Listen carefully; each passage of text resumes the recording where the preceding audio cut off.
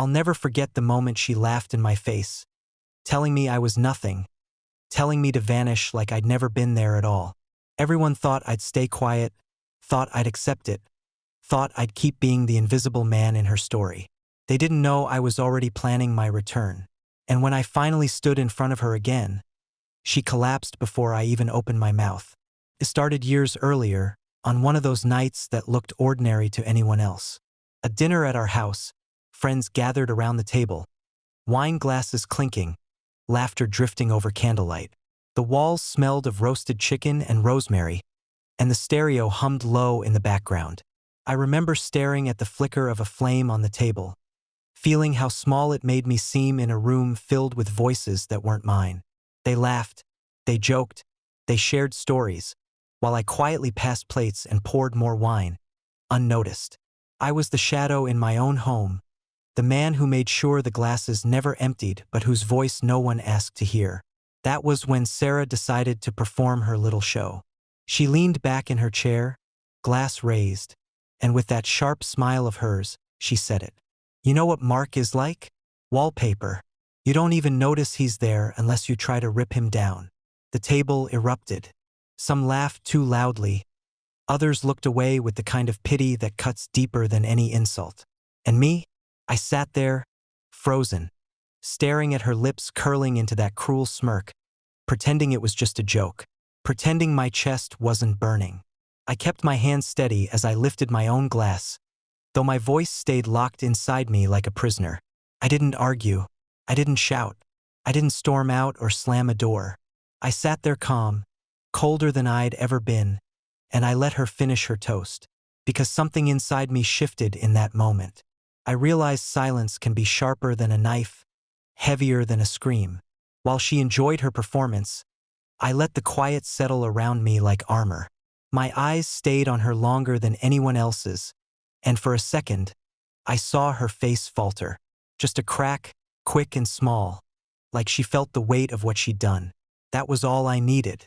But I didn't give her the satisfaction of words. I stayed through the end of dinner, collected plates, and smiled politely to our guests as they left. No one noticed how tightly I gripped the edge of the sink while the water ran cold over my hands. No one noticed the way I didn't look at her again, not once. But she noticed my silence. She felt it, and that silence was the beginning of something she never expected. That night, she thought she had destroyed me with one cruel sentence. She thought I would keep living like wallpaper, fading into the background. But she was wrong, because sometimes silence isn't weakness. Sometimes it's the sound of someone preparing for the moment when everything changes. If you're hooked already, don't forget to subscribe, hit that like button, and drop a comment about the moment in your life when silence spoke louder than words. The night after that dinner never left me. I lay awake in the dark listening to the sound of Sarah's breathing beside me, steady and shallow, as if she were already sleeping through a life where I didn't exist. Her words replayed in my head until they blurred with the tick of the clock on the wall. Wallpaper, that's what she called me. A man who blended into the background so well that no one would notice if he disappeared. The cruel part was she was right. I had become invisible, too afraid of confrontation, too desperate to keep her happy. I kept asking myself when exactly I lost my shape, when I became the man who cleaned up after everyone else and spoke only when spoken to. The answer never came, but something else did. A quiet resolve that sat in my chest heavier than sleep. The next morning I went through the motions like always. Coffee brewing, the smell of toast burning because she never paid attention to the setting, her voice humming while she checked her phone at the kitchen counter. She didn't look at me once. Not when I set the plate down in front of her, not when I slid her favorite mug across the table. She scrolled and scrolled, smiling at some message that clearly wasn't from me. I studied her face the way you study a stranger's on the train. Detached, curious, almost clinical. That was when I noticed it, the way she tilted the phone just slightly, not enough to be obvious, but enough to keep me from seeing. A simple gesture, but it said more than words ever could. That day I went to work as usual. A gray office with buzzing fluorescent lights and the smell of stale carpet. People greeted me politely, asked about reports, deadlines, the kind of conversations that evaporate as soon as they're spoken. I answered with my usual quiet efficiency, but inside I was elsewhere. Every word Sarah had said sat inside me like a thorn. By the time I returned home, I was exhausted, not from work, but from pretending. She wasn't waiting with dinner. She wasn't even waiting at all. Her car was gone, her shoes missing from the rack, the house strangely hollow. I sat in the living room with only the hum of the refrigerator filling the silence. Hours passed. Midnight came. At 1:30, the door finally opened. She walked in like nothing was wrong.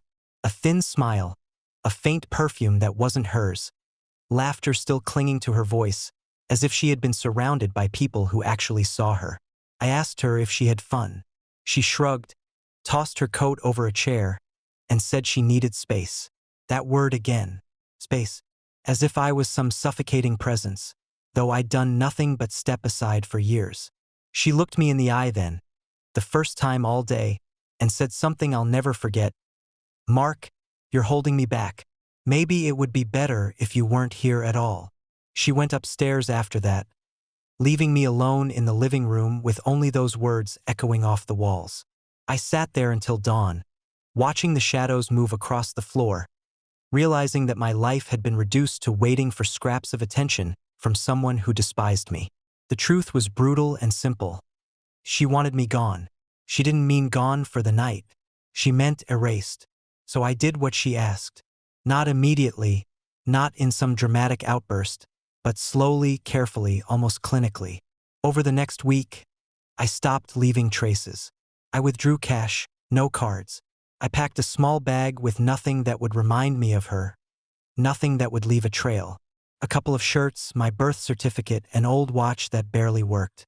That was it. I didn't even take my own duffel bag. I used an old one of hers, torn at the strap, so I wouldn't miss it if I had to abandon it. Each night I rehearsed in my head how it would feel to vanish. Each morning I played the role of obedient husband one more time. She didn't notice the difference. Or maybe she did and didn't care. The night I left, she was asleep upstairs. I closed the front door quietly. No slam, no lock, just a soft click. I walked 4 blocks in the dark, the weight of the bag pulling against my shoulder. I didn't call a cab, didn't drive the car.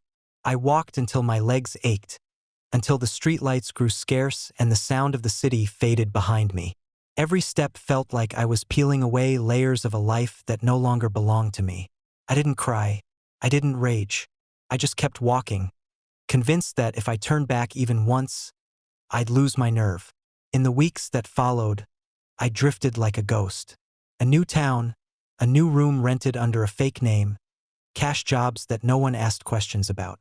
I cleaned vending machines at night, wiped down bus depots before the morning rush, slept in a storage unit when rent slipped beyond reach. I stopped looking in mirrors because her face always echoed in mine. I erased myself the way she wanted, until even I couldn't remember the man I used to be. But silence doesn't erase you forever. It just waits. And while I had buried myself in that silence, something began to stir. It was small at first, a flicker I could almost ignore, but it grew until I couldn't deny it anymore. A reminder that wallpaper doesn't stay on the wall forever. Sometimes it peels away and reveals the cracks beneath. And that was when everything started to change. I thought I could live like a ghost forever. For 5 years I drifted from town to town, never staying long enough to be remembered. I learned how to make myself small, how to pass through places without leaving a trace. No credit cards, no IDs, just cash and silence. I rented shabby rooms, cleaned bus depots at night, swept vending machines that never stopped humming, and spent hours staring at ceilings that never felt like home. There were times I slept in a storage unit just to avoid another late rent notice. I told myself it was easier this way, that I had no past and therefore no chains. But in reality, I carried every word Sarah had ever spoken to me like scars carved deep into my skin. Wallpaper. That word still followed me, even in the quietest corners of the night. I tried to forget her face, but it always hovered just behind my reflection whenever I dared to glance at a mirror. I tried to bury her voice, but it returned in whispers whenever I walked alone past shuttered storefronts. The truth was, I had become exactly what she demanded. Erased. I thought I could accept that. I thought fading away was better than fighting. But then something happened that cracked open the silence I had built around myself. Came in the form of a letter. No stamp, no return address, just wedged between flyers outside a coffee shop in Maine. It was sealed with masking tape, sloppy, hurried, as though someone didn't want it to be traced. Inside was a single photograph. Sarah. She stood in front of a conference banner, shaking hands with some important-looking man in a dark suit. Her hair was styled differently, her smile wider, but I recognized her instantly. On the back, written in handwriting I hadn't seen in half a decade, were 5 words. "You never really left, did you?" My hands shook as I held it.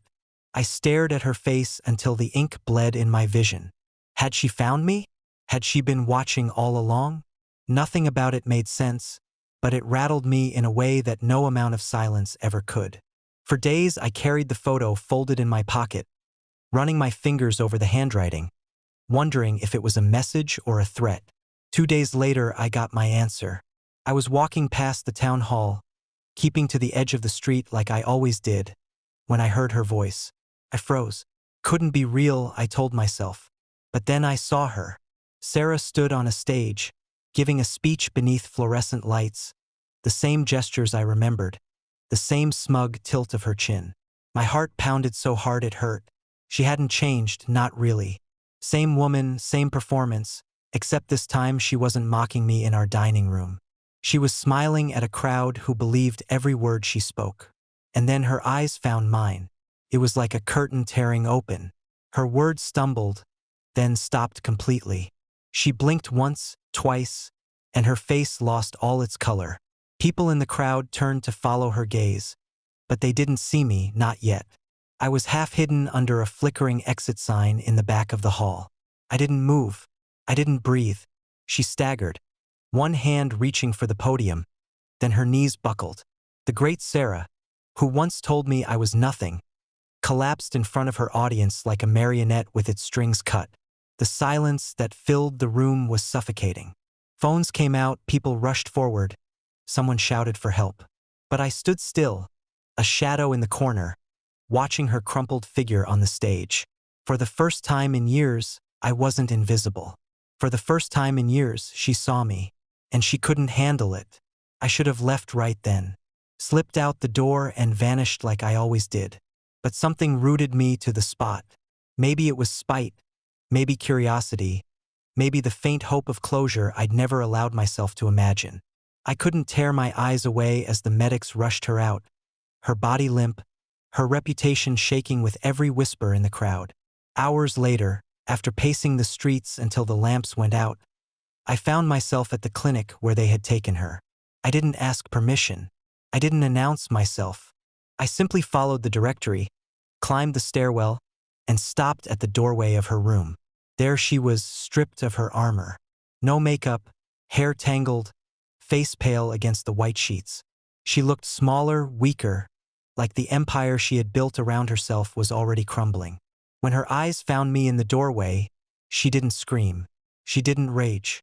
She whispered in a voice cracked with something I had never heard from her before. Fear. "You were supposed to stay gone," she said. I stayed silent, letting her words hang in the sterile air.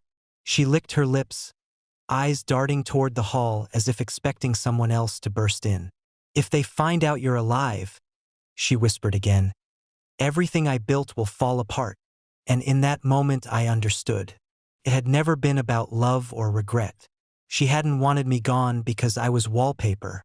She wanted me gone because I was dangerous, because my existence threatened everything she had clawed together in my absence. I stood there, my hands steady for the first time in years, and realized the truth I had been too blind to see. Sarah hadn't just told me to disappear. She had orchestrated it. She needed me erased to make her new life possible. And now, by simply standing in her doorway, I had shattered it all. I left that night without saying another word. But the silence wasn't heavy anymore. It was sharp, deliberate, a weapon I finally knew how to use. And for the first time since she told me to vanish, I knew I wasn't done. I walked out of that hospital into a night that felt heavier than any I had known. The streets were empty, the lamps throwing long shadows that seemed to follow me with every step. My chest pounded not from fear, but from clarity. For 5 years I had believed Sarah's cruelty was personal, the venom of a woman who no longer wanted me. But now I saw the truth. She hadn't just wanted me gone. She needed me gone. I was the loose thread in the perfect tapestry she had woven for the world. My disappearance wasn't an accident. It was the foundation of her empire. And now, standing in front of her again, I had pulled that thread without even trying. I should have left town immediately, vanished like before, but something deeper drove me on. I couldn't shake the words she had whispered, the terror in her voice. If they find out you're alive, everything I built will fall apart. Who were they? And what exactly had she built on the ashes of my absence? I didn't have answers, but I had questions that burned too hot to ignore. 2 nights later, in a diner off the highway, I found part of the answer. I sat hunched over black coffee I didn't drink, the photograph from the envelope lying on the table in front of me. Her smile in that image wasn't the smile I remembered. It was polished, practiced, the kind people wear when they've convinced themselves they deserve the power they've stolen. My eyes drifted to the man standing beside her, the one she had been shaking hands with. A name surfaced the next morning when I managed to get access to an old computer at the public library. Martin Royce, a billionaire developer, the kind of man who made headlines for pledging millions to charities, who attended galas where the wine was older than most of the guests. And next to him in every photo I found was her, Sarah, now rebranded as some humanitarian figure with a spotless reputation. She had buried me so she could rise from the grave she dug. Every article praised her resilience, her triumph over tragedy, her ability to rebuild after the devastating loss of her husband. That husband was me, a man declared gone, erased without a funeral, without a record, without even the dignity of memory. She had told the world I was dead, and they rewarded her with sympathy, power, and a crown built on lies. Reading those words made my hands shake so violently I had to close the computer before I broke it. I knew I couldn't fight this alone. That was when I thought of Mara, Sarah's old friend who had vanished from our lives just before Sarah told me to disappear. Mara had once looked me in the eye at a party, her voice low with wine and frustration, and said, "She's going to ruin you, Mark. One day she'll push you off a cliff and blame you for falling." I hadn't listened then, but the memory clung to me now. I returned to the neighborhood I swore I would never see again and knocked on the door of Mara's old apartment. She opened it slowly, her eyes sharp but tired, and the first thing she said was, "I was wondering how long it would take you to find me." Inside, she handed me a folder thick with documents, contracts, bank transfers, charity board minutes, all with Sarah's fingerprints smeared across them. The perfect humanitarian image was a facade for laundering money, manipulating donations, building a shadow empire beneath the bright lights of charity events. Sarah hadn't just lied about me, she had erased me to make the rest believable. "You were the first lie," Mara said quietly. "The rest of her story depends on you being gone." I flipped through the pages, my pulse pounding, until I found something wedged between 2 documents. A photo of me, taken just months earlier through the window of a diner where I used to eat in Maine. I stared at it, my chest tightening. Someone had been watching me. Mara shook her head when I asked if it was her. "Not me," she said. "Them. Whoever she's working with. You didn't just disappear, Mark. You were disappeared." The weight of those words nearly knocked the air out of me. For years I thought I had chosen exile, thought I had obeyed her demand out of weakness. But now I knew the truth.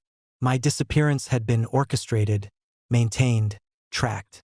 And the moment I resurfaced, the whole machine she built began to shake. That night, as I left Mara's apartment clutching the folder, I noticed a car parked across the street. Black sedan, tinted windows, no movement inside but too clean, too still, too present. My skin prickled with the realization that they were already watching again. Mara pressed a cheap flip phone into my hand and told me to go. I didn't argue. I slipped into the alley, caught a bus 2 towns over, and clutched the folder to my chest like it was the only thing keeping me alive. Days later, in a cheap motel, I opened the folder again and found something I hadn't noticed before. A flash drive tucked between the documents. When I finally managed to load it on an old library computer, I found videos, recordings of Sarah meeting with men in suits, signing documents under different names, laughing with Royce while papers changed hands.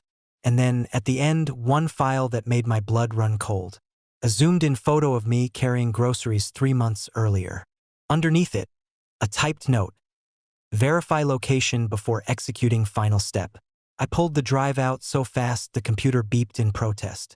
For a long time I stood outside the library, breathing hard, staring at the ordinary street as if it hid assassins in every shadow. There was no mistaking it. Someone had been tracking me, planning something final, something irreversible. I realized then that running would no longer save me. The only way out was through. 2 days later, in a coffee shop outside Boston, I sat across from Mara as she handed the folder and the drive to a man in a charcoal suit. Department of Justice. His words were steady and sharp. We've been waiting for this. For hours I gave statements, signed documents, explained everything I knew, though it barely scratched the surface. The evidence was enough to bring her empire down. The headlines broke within weeks. Royce empire rocked by fraud scandal. Humanitarian power couple collapses. Fake death revealed. Whistleblower husband speaks out. Sarah was arrested at a gala, cameras flashing as she was led away in cuffs. They said she didn't even blink, just stared straight ahead as though she could still talk her way free. But this time there were too many voices, mine included. A year later, I live in a small town in North Carolina. I work at a bookstore where the days are quiet and the only stories are the ones on the shelves. Sometimes Mara checks in. Sometimes I sit on my porch and listen to the screen door creak when the wind pushes it. I don't explain myself to anyone anymore. I don't need to. Last month, I received a letter with no return address. Inside, in her familiar handwriting, were 3 words: "You survived me." I burned it in the fireplace, watching the paper curl into smoke. For the first time since she told me to vanish, I felt peace. Not revenge, not triumph, just peace. Because she had tried to erase me, but I came back, and this time I stayed. If you listen to this story until the end, make sure to subscribe, leave a like, and share your thoughts in the comments. What would you have done if someone tried to erase you?